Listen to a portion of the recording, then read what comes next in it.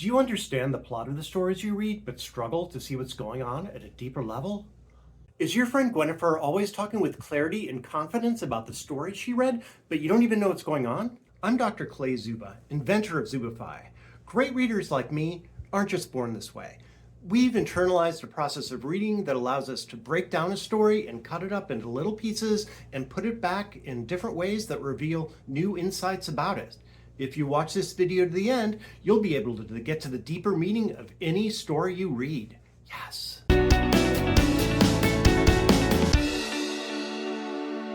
Skilled readers don't just instantly comprehend every facet of everything we read. We arrive at our interpretations through techniques that break stories down into individual elements like plot, symbols, conflict, foreshadowing, climaxes.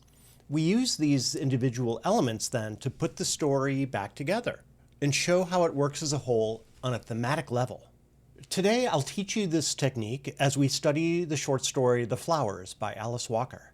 You might think of understanding a story as a measure of how much you comprehend the plot, and to some extent this is true. Sometimes understanding the plot can be hard. This can be especially true when you're dealing with postmodern stories that experiment with narrative. It can also be true in older stories where the language might be archaic to you. But even after you get past the challenges of comprehending the plot, you've still only understood the story on a surface level. You don't yet understand what the story is saying, and you don't understand yet what the writing is trying to do. You can only understand these things by analyzing the story, by breaking it into the parts that I'm going to show you today. We're going to use a graphic organizing tool called a plot diagram. But in order to understand how to use the plot diagram, you're going to understand a few key terms. Here they are. The first set is simply the elements of the plot. These are the exposition, which is usually in the beginning. It includes the time and the place of the story. It includes the mood. It also introduces the major characters. Once the conflict in the story starts to happen, events start to begin, and you're in the next phase of the plot diagram called the rising action. The rising action is where the events in the story move the plot forward, and at the same time, the conflicts in the story escalate. They continue to escalate until they reach the story's climax, which is the highest point in the tension and the action of the conflicts in the story. At this point, something really important happens in the story. And after that, the conflict begins to de-escalate. Then you're in the area of the plot diagram called falling action. That's where the story shows what happens to the characters and the events in the story after the climax. And finally, you'll reach the story's resolution, which where the narrative is restored to a sense of balance, like it was kind of in the exposition where it kind of had a sense of balance. It's just that now the characters, the events, the place, something will be different than it was in the beginning. The resolution often also includes something like a moral of the story that is in modern fiction, not usually so much stated as implied, and in postmodern fiction, elements might be left unresolved. So if you don't see a resolution, that's okay, there might not be one. The next set of terms you'll need to understand has to do with the characters. The characters are people who are doing things in the story. Sometimes they're personifications of things that are not people, like could be like objects maybe, or animals. Maybe trains even, or cars, ponies. It's hard to say. It could be a lot of things. The main thing to understand though is that there are different types of characters. These are sometimes separated into major characters and minor characters, the major ones being the more important characters where more things happen, the minor being ones that show up less. Major characters are often also dynamic or round, which means they change throughout the story, or they have additional layers of depth that you discover throughout the story. Minor characters are usually, but not always, what is called flat or static, which means they stay the same throughout the story, and there isn't that much to discover about them in the story. What you see is usually what you get with a minor character. The two most important types of characters are the protagonist, which is the hero of the story. This is the character with whom the audience is led to identify by the narrative, and this is also the major character through which we experiences the character's conflicts. And then the other major type of character is called an antagonist. The antagonist is usually working actively against the protagonist to try to thwart whatever their desires are. The desires of the characters manifest as the conflict of the story. Without conflict, nothing would happen in the story. And it's important for you to understand what the conflicts are about if you want to understand what's happening really in the story on a deeper level. Today's helpers are Licky and Little. Licky is like 2 years older than Little, but they are like best friends, and Licky likes to take care of Little. And sometimes if Licky takes care of Little, that's basically like helping me. And that's why today, Licky is the helper of the day. Thanks, Licky boy. There's two major types of conflicts: internal and external conflicts. Internal conflicts are what's happening inside the character. An internal conflict has no person or thing or anything outside the character that is preventing the character from achieving a certain desire. Instead, it's another aspect of the character's personality. Say a character really needs to go through a dark tunnel in order to get their cat. That desire to get their cat is one side of the conflict. Maybe they also are very scared though, because it's dark.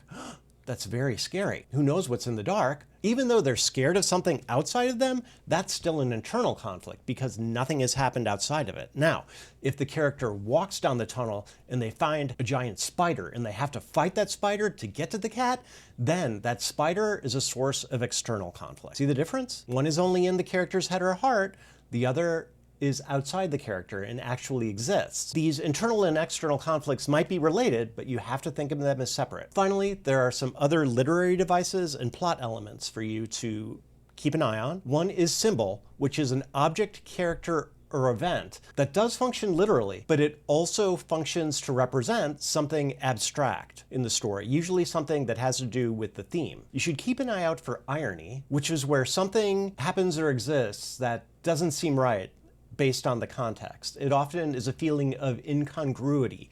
It might be so incongruous that it maybe even seems funny, but irony isn't always funny. And you should also look out for foreshadowing, which is when something hints at something that will happen later in the story. Foreshadowing often gives you clues to what's to come. And finally, once you analyze all of these elements in a story, you have broken the story into parts, and now you're ready to put them back together so you understand the theme of the story. The theme of the story is the underlying issue or idea of the work. It can be vague. A theme might be love.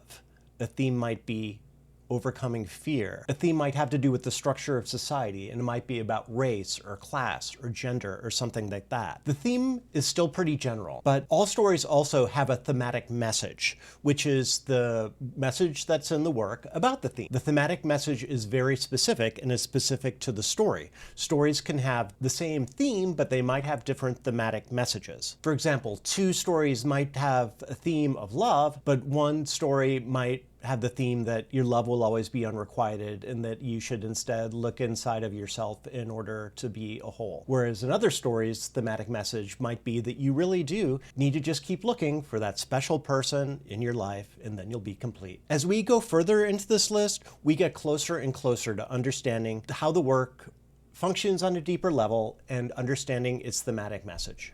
In other words, we get farther and farther away from the surface level understanding of the plot and understand the story in terms of that deeper meaning that you were looking for. Yes. You can track the elements of the story that I've just taught you on a plot diagram. I have an official Zubify plot diagram just for you, and I'm going to put it in the link for you below.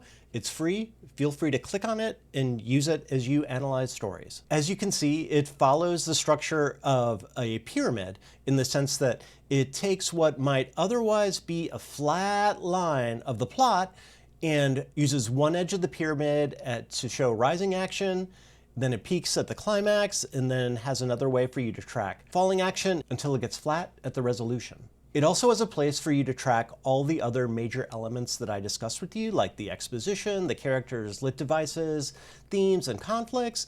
It also has a spot for you to put the text and the author and the publication date at the top left. So now it's time for you to read The Flowers if you haven't already read it. As you're reading it, look out for the elements of fiction that I've described to you and fill out your plot diagram. Once you're done, we'll all come back and look at the plot diagram together and see what we've discovered through breaking the story into parts and trying to put it back together to understand the theme. When we come back, we'll compare our plot diagrams, and I can see what you learned and you can see what I learned, and we can see how you use the different elements of the story to put it back together and understand the story's deeper theme. Yes. Okay, I'm going to pause here so you can read the story. Do do do do do do do do do do do do do do. Okay, wait. You read it? That's great. You completed the plot diagram? That's great. Since I can't really see yours as well as I would like, let's pull up mine and we can go over the plot diagram together. As you can see, I filled it out to show that the text is called The Flowers by Alice Walker. It's written in 1977. It was only about 600 words, so it's got a pretty short plot pyramid. But in it, I filled in under the exposition that it was taking place in the US South. I did this because it was mentioning cotton and peanuts in the exposition, which are crops I know that were grown extensively in the US South, especially in the portions where human slavery was a big way to produce wealth for white people. And I think the place is probably in a poor African American community. I also think it's after the U.S. Civil War because this young woman is able to walk freely and she's not being forced to do labor. And the time frame could be anywhere between really emancipation and the time the story is written in 1977. For the mood, I wrote down that it is kind of cheerful in the beginning, but shifts to gloomy as the rising action begins to start. And the point of view is third person limited. I know we didn't discuss point of view, but probably you already knew that there's just first person, second person, third person limited, or third person omniscient. This story is third person limited because it's told from the point of view of an external narrator, and the narrator doesn't seem to have access to all the characters' thoughts and ideas. An omniscient narrator would know everything about the character's ideas and also would know everything about everything else that's happening in the world of the main character. In terms of other areas of the plot diagram, our protagonist is Myop, who happens to be our main character. The antagonist, I put it society or the world, you know. This story doesn't have a clear external antagonist, as in the example I used about the person who wanted to find a cat, but there was a giant spider that had to be fought. And it doesn't have an external conflict like in a lot of the shows you see. But the threat of a conflict is definitely there. Major characters, it's just Myop. And minor characters, well, she's the only character, at least who's alive, but I put the dead man as a character because even though he's dead, he was a person, and he does have an influence on the main character, Myop. I filled out the rising action, climax, and falling action. As you can see, I like to put where the rising action starts. It's important because it shows the line between the exposition and the plot. It means I'm thinking carefully about the conflicts because I know that if there's conflicts, it can't be the exposition, it has to be rising action. For us here, it's when in paragraph 5, it says by 12 o'clock because it starts to get gloomy. Sometimes rising action is signaled by a shift in mood, as it is in this story. This is a short story, so there's not too much that happens. I did record some major plot events though, which is when it becomes gloomy, Myop steps into the skull, she realizes it's a person's body, and then the climax is that she sees the noose spinning in the breeze. This is the climax because this is where the main character realizes how the dead man died, and she realizes that he hung, and that in this context, it was pretty much probably from a lynching. The falling action and resolution are very short. In the falling action, Myop lays down the flowers. In the resolution is one sentence, and the summer was over. Based on this understanding of the story, the external conflict is Myop versus the dangers and remnants of racial violence in her society. The internal conflict is Myop's curiosity about the world and her desire for adventure versus the dangers that she knows are in the world around her. For example, she's looking out for snakes, even though snakes never appear in the story. As I was reading, I also put down some important symbols, like I think the flowers is obviously a symbol, the snakes could be a symbol, could also be an example of foreshadowing because it might be a harbinger of evil to come, and the noose is also clearly an important symbol. The flowers symbolize Myop's innocence, the snakes could symbolize upcoming evil, and the noose is a symbol of the racial violence of white people against black people in her society, possibly in the past, but it's not that far into the past because this person's clothes are still discernible around them even if the flesh seems to have deteriorated. As far as irony goes, it's a little harder to see in this story. If you're having trouble finding irony though, look for things that seem incongruous. For me, Mayap laying down the flowers in the middle of the summer is incongruous because it contradicts the natural cycle. In the summer, flowers are still standing. They don't die until the fall. Mayam putting them down is ironic because it contradicts what we would expect here in the summertime. There's also incongruity between a young girl coming upon a dead body, between someone with so much promise and joy ahead of them and someone with no promise or joy ahead of them who only probably encountered great misery and pain at the end of their life. And I have filled out foreshadowing based on two things I already told you. It becomes gloomy and she looks around for snakes. These signify that the cheerful curiosity of the child is not going to hold up throughout the story. And finally, under theme, I put that it's a coming of age story. It's a story also about racial violence. It's also a story about the way the past affects the present. There are many stories that have these same themes. For me, the main thematic message of this story, what sets it apart from other stories with a similar theme, is the way that this story is showing that the racial violence of the past is ever present, and maybe even we can't protect the youth of our society from knowledge of that racial violence. In other words, the violence of the past extends into the future and can still cause harm to the people who are alive. I hope that looking at this plot diagram has helped you see how you can show the elements of the story on your plot diagram, how you can comprehend them and break them down, and also how they kind of add up together in order to help you see the theme or the thematic message of the story. Now, even after you understand the thematic message of the story, I feel like there's still one step for you in order to really understand the deeper meaning of the story.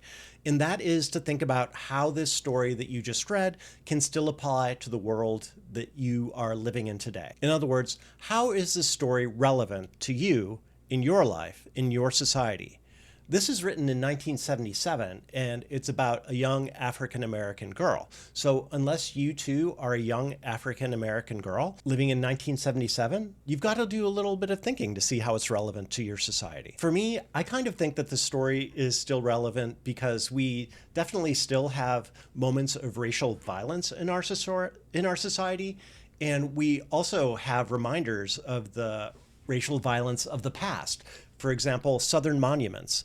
Imagine explaining a Southern monument if you are an African-American mother explaining it to your child. You always want to protect your child, but you also have to give your child knowledge of the world. And even though you probably want to try to move past the racial violence of the past, it's still unfortunately here. And if you have trouble moving past it, it's not just because of you. It's not just because it's in your head. It's because there are objects all around us that remind us of that racial violence. Did you have a different theme in your plot diagram? Did you have a different thematic message? Or do you think of different ways that this story applies to you in your world? Put it in the comments below. We'd all like to learn from you. Thanks for watching Zubify. I hope this video helped you understand how to analyze a story. Come back for more Zubify.